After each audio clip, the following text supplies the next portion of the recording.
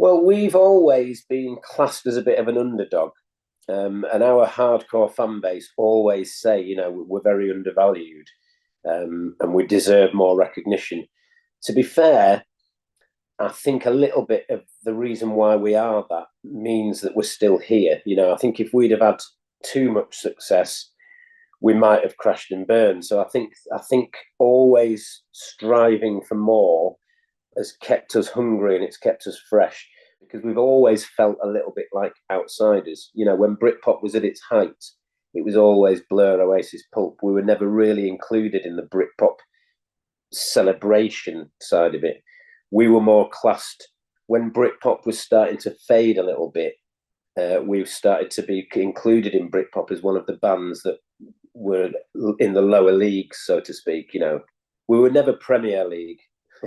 So, again, I think that spurs us on, that makes us hungry for more. And it is incredible how a lot of the things from the 90s that don't exist anymore were the ones that really used to have a go at us. And they've long disappeared. And here we are still doing it. So, I think a bit of that comes through on this new album. I think you can hear things like that in it. We've never changed our mentality. We've always been the same. We've always approached what we do the same. It's just only now, again, I think with age, that we can look back and go, right, well, we're still here. We still love what we're doing.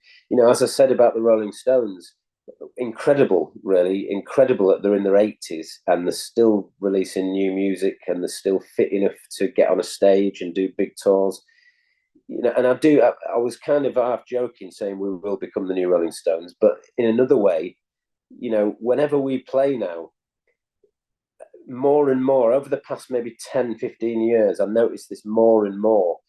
There's people coming from our generation to see us play and they want to reminisce and they want to get babysitters and they want to come out and have an ace night and reminisce about Chasing Rainbows and what they were doing when it came out.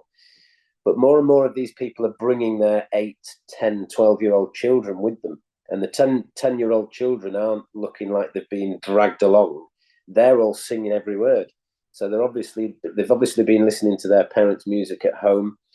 So, I'd be the first. If there's a 5, 6-year-old kid at the front of the barrier, I'll make a big point of introducing them to the rest of the crowd and telling everyone there's a 6-year-old here. He's called Robin. He's here.